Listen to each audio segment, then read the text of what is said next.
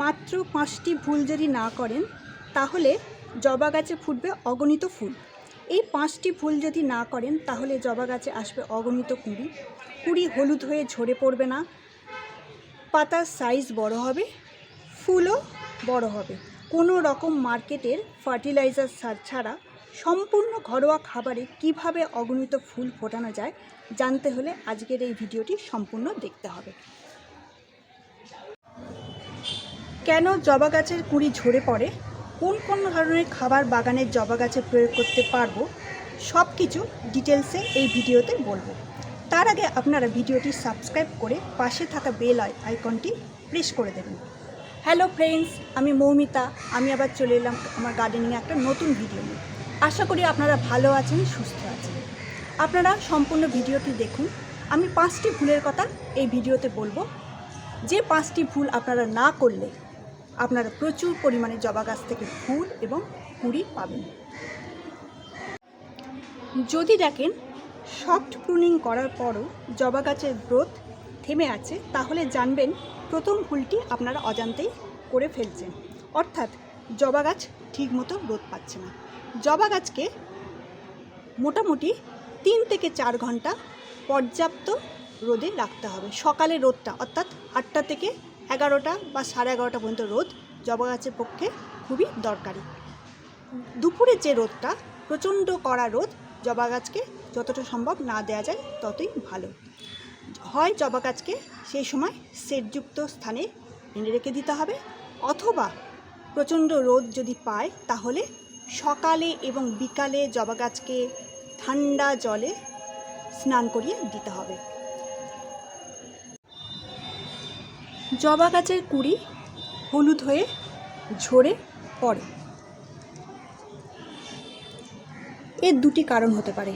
এক হচ্ছে টবের মাটি খুব শুকনো হয়ে আছে, দ্বিতীয় কারণ হচ্ছে মাটি খুব কাদা প্যাচপ্যাচে হয়ে আছে, অর্থাৎ হয় জল কম পড়ছে, না হলে জল বেশি পড়ে যাচ্ছে মাটিতে। টবের মাটিকে রাখতে হবে সবসময় এরকম ঝুরঝুরে। দেখতে পাচ্ছেন টবের মিডিয়াটা কীরকম ঝুরঝুরে হয়ে আছে, সেইভাবে মিডিয়াটাকে সবসময় রেখে দিতে হবে। এবং মিডিয়া তৈরি করার সময় খেয়াল রাখতে হবে 40% গার্ডেন সয়েল, 40% কোনো কম্পোস্ট, হয় গোবর সার বা ভার্মি কম্পোস্ট, এবং 20% হয় বালি আর অথবা কোকোপিট দিতে হবে। এই রকমভাবে মাটি তৈরি করে আপনারা গাছটি বসাবেন, তাহলে মাটি ভালো থাকবে এবং জবা গাছের গ্রোথও ভালো হবে।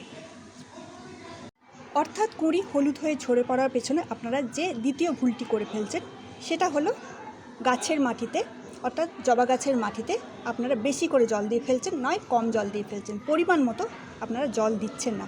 তাহলে পরিমাণ মতো যদি জল দেন তাহলে জবা গাছের কুঁড়ি হলুদ হয়ে ঝরে পড়বে না এবং পাতাও হলুদ হয়ে যাবে না।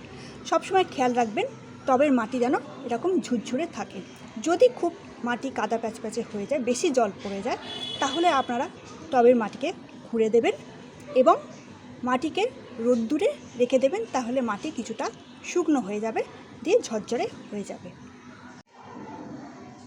টবের মিডিয়াকে আপনারা পোকামাকড় এবং কীট মুক্ত বা পিঁমড়ে মুক্ত রাখার জন্য সপ্তাহে অন্তত একদিন ঘরোয়া কীটনাশক হলুদ গুঁড়ো দিয়ে দেবেন টবের মাটিতে।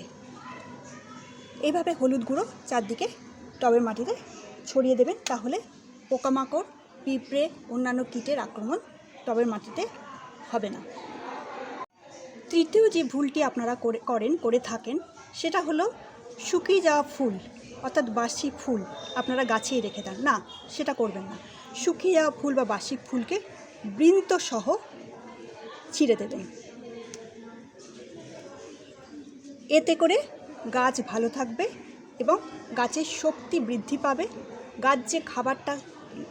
গাছের শিকড় যে খাবারটা টানছে, তার যে কুঁড়িগুলো ফুটেছে বা ফুটবে তার মধ্যেই ভাগ হয়ে যাবে। এই বাসি ফুলটি থাকলে সেই শক্তিটা কিছুটা নিয়ে নেবে, তার জন্য বাসি ফুলটি অবশ্যই ফেলে দেবেন। আর হচ্ছে একটা কথা, মাটিতে কোনো আগাছা আপনারা থাকতে দেবেন না। আমার এই মাটিটায়, মিডিয়াটায় কোনো রকমের কোনো আগাছা নেই। আপনাদের যদি মাটিতে কোনো আগাছা থাকে মাঝে মাঝেই সেগুলোকে তুলে ফেলে দেবেন। জবা গাছে মিলিবাগের আক্রমণ খুব বেশি পরিমাণে হয়। এই মিলিবাগের আক্রমণ যাতে না হয় বা জাটপোকা যাতে না আসে, তাহলে আপনারা একটা ঘরোয়া জিনিস ইউজ করবেন যার থেকে মিলিবাগের আক্রমণ আর হবে না। ফলে গাছের কুড়ি ভালো থাকবে, গাছের পাতা ভালো থাকবে এবং জবা গাছও ভালো থাকবে। আমি এখানে বাসি ভাতকে 10 থেকে 12 দিন জল দিয়ে ভিজিয়ে একটা ঢাকা দিয়ে একটা ছায়াযুক্ত স্থানে রেখে দিয়েছি এবং ভাতটি গেজে অ্যালকোহল তৈরি হয়েছে। এই অ্যালকোহলটি আমি জবা গাছে স্প্রে করে দেবো।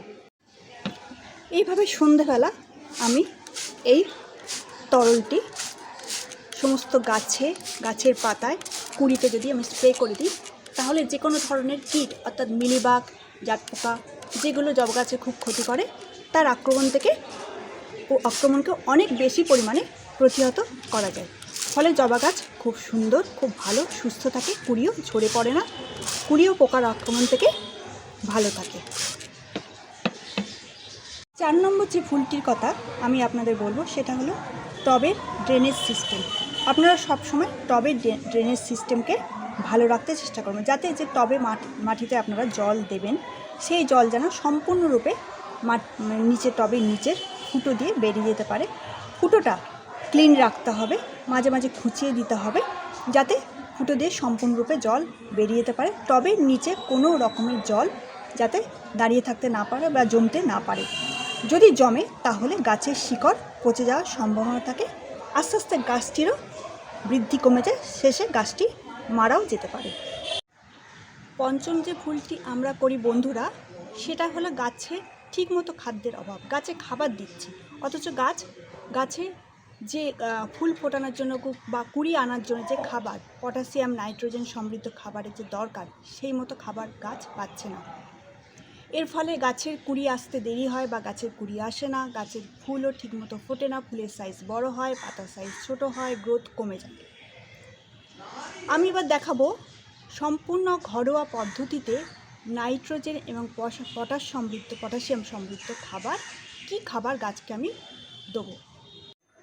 এখানে আমি ঘরোয়া শুকনো জৈব খাবারের কথা আপনাদের বলবো, যেটা পটাশিয়াম এবং নাইট্রোজেন সমৃদ্ধ। এখানে আছে ভার্মি কম্পোস্ট, যেটা আমি 1 মুঠো নিয়েছি। আলুর খোসা শুকিয়ে নিয়েছি আমি, এটা হচ্ছে পটাশিয়াম সমৃদ্ধ। চা পাতা হচ্ছে মাটিকে আম্লিক করতে সাহায্য করে। এছাড়া হচ্ছে চা পাতা হচ্ছে নাইট্রোজেন সমৃদ্ধ এবং এতে অনেক অনুখাদ্য থাকে। কলার খোসা আমি শুকিয়ে রেখেছিলাম, শুকিয়ে সেটাকে হচ্ছে কুচিয়ে নিয়েছি। আর এটা হচ্ছে নিমখোল। সবকটাই হচ্ছে জৈব, কোনোটাই রাসায়নিক নয় এবং খুবই পটাশিয়াম এবং নাইট্রোজেন সমৃদ্ধ এই খাবার যদি গাছে আমরা দিই তাহলে গাছের গ্রোথ খুব ভালো হবে। এই খাবার আমি 15 দিন অন্তর গাছে প্রয়োগ করব। খাবারটিকে ভালো করে মিশিয়ে নেব। আমি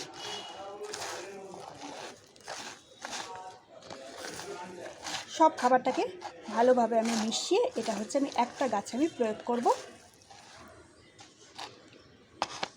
গাছের মাটিটাকে আমি প্রথমে কুপিয়ে নেব। মোটামুটি আমার মাটি কোপানোই আছে।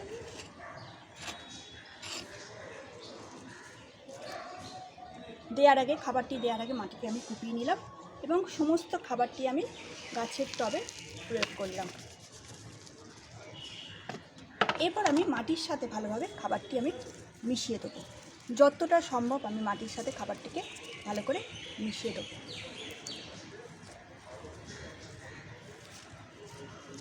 এই খাবারটি আপনারা 15 দিন অন্তর প্রয়োগ করবেন এবং এটি দেখবেন দেওয়ার কিছুদিনের মধ্যেই আপনার গাছে কুড়ি চলে আসবে এবং ফুলও ভালো ফুটবে, কুড়ি হলুদ হয়ে ঝরে পড়বে না, গাছের পাতাও হলুদ হবে না।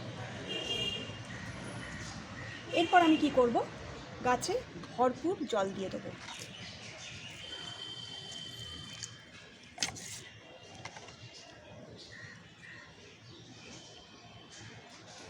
ধন্যবাদ। এই ছিল আমার ভিডিও। আপনারা যারা এখনও ভিডিওটি সাবস্ক্রাইব করেননি তারা আমার চ্যানেলটিকে সাবস্ক্রাইব করে আমার পাশে থাকবেন, পাশে থাকা বেল আইকনটি প্রেস করে দেবেন।